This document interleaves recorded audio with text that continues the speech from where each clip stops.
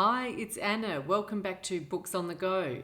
I thought I'd do a quick catch-up video today, and it's a two-in-one because it's a book haul, and because of the schedule for the podcast and wanting to read some of the Booker shortlisted books in a timely way, it's also a catch-up on what I've been reading because I've had to buy and read some of these books immediately because of their release dates and the way that's panned out. So the first one that I bought last week is The Testaments by Margaret Atwood.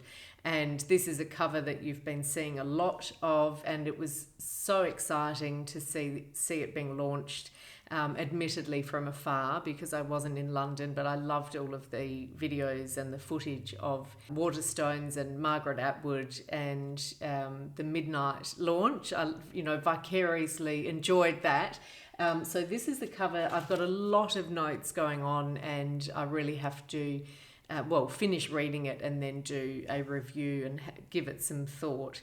Andy and Amanda and I are all going to get together on Wednesday night. So as I record this, it's Monday, and so I really have to read it before then. And they have told, I think they've both finished it and both really enjoyed it. And I might not quite be of the same mind, so it could be an interesting discussion, but I shouldn't say too much more for now. But this is very exciting. I'm really happy to have it, and as a companion to The Handmaid's Tale.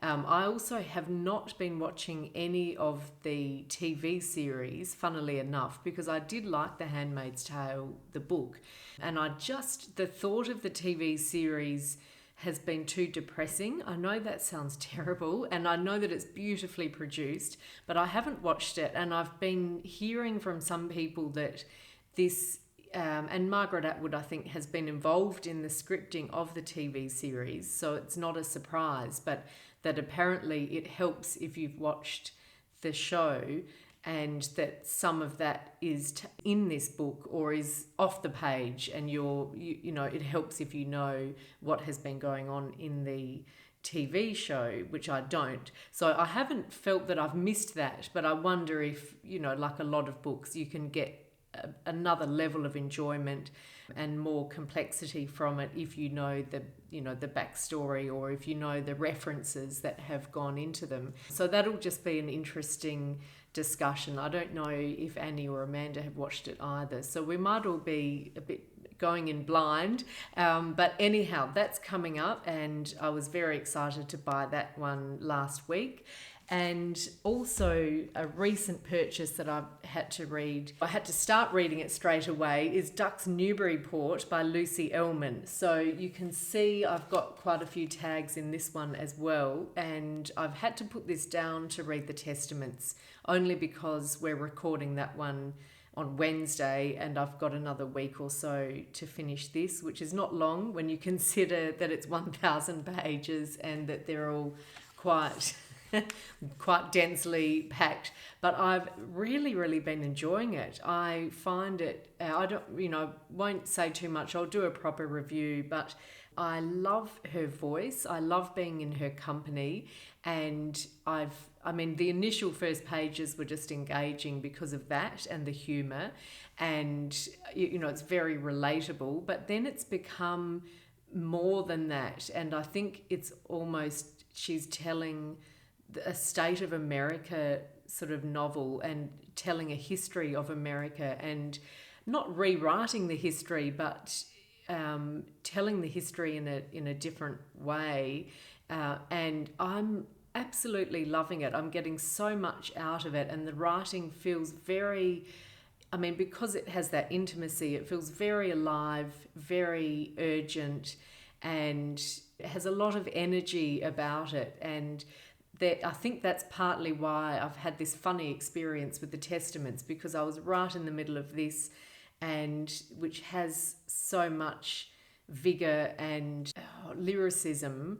And The Testaments is obviously a different sort of book, but it's a different style and a more, a simpler style, and almost reads like a YA novel for much of it. So I think it was just an adjustment perhaps going from this to that, but I mean, I'm becoming quite fascinated with who will win the Booker now, because when you look at them all, the Testaments I think is a real contender, but it doesn't have some of the innovativeness or not experimental, but some of the real beauty of the prose that previous winners have had.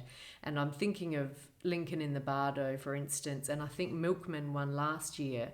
And the Testaments I don't think is at that level, and yet it's an important book and it tells a good story and it's accessible, good read. But it doesn't really stand up against those winners, I don't think.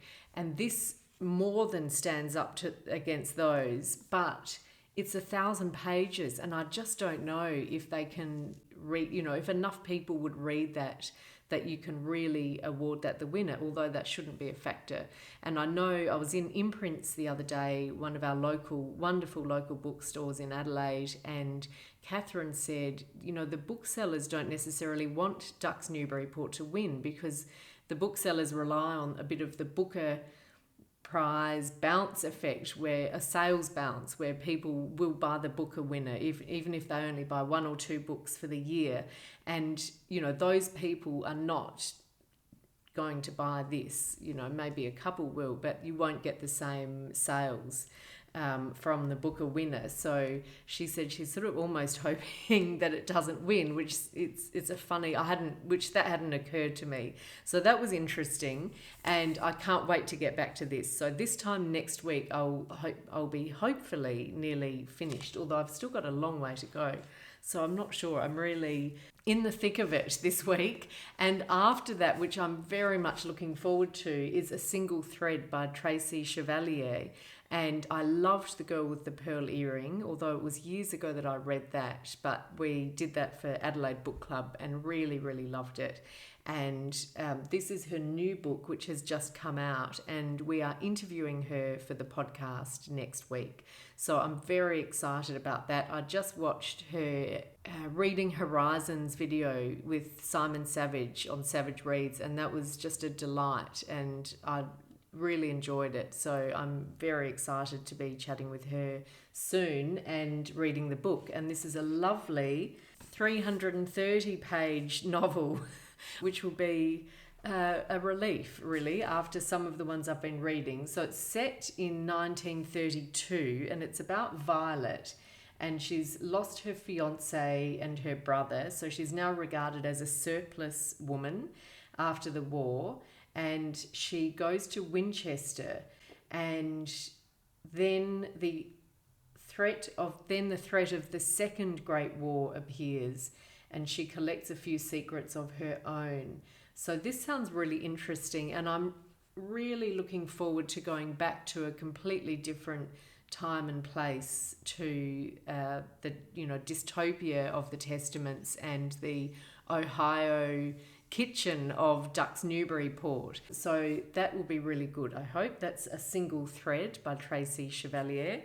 And then I didn't buy this month, but I think it's new in the sense that I haven't hauled it before. So this is Olive Kitteridge by Elizabeth Strout, and I have been meaning to read her for a long time, and last year I read, I think it's Anything is Possible, her collection of intertwined short stories, and just loved it. And so I bought this, I think back then, but I hadn't got around to reading it, and now I'm very keen to read it before her new one comes out, which is, I think, called Olive Again.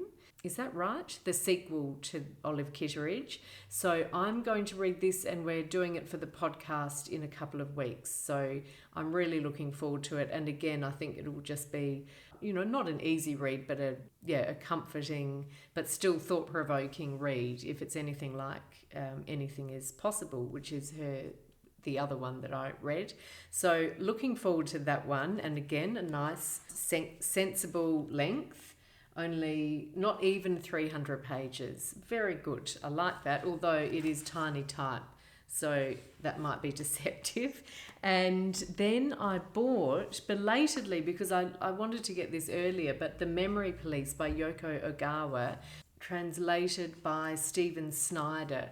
And I really enjoyed Yoko Ogawa's short story collection Revenge, although they're quite dark. And I also loved The Housekeeper and The Professor. So I saw that this had come out, but this is actually an older book. Amanda and I, or was it Annie and I, were looking at it, and it was first published in 1994. So that's quite interesting. But we're going to do this one as well on the podcast in a couple of weeks.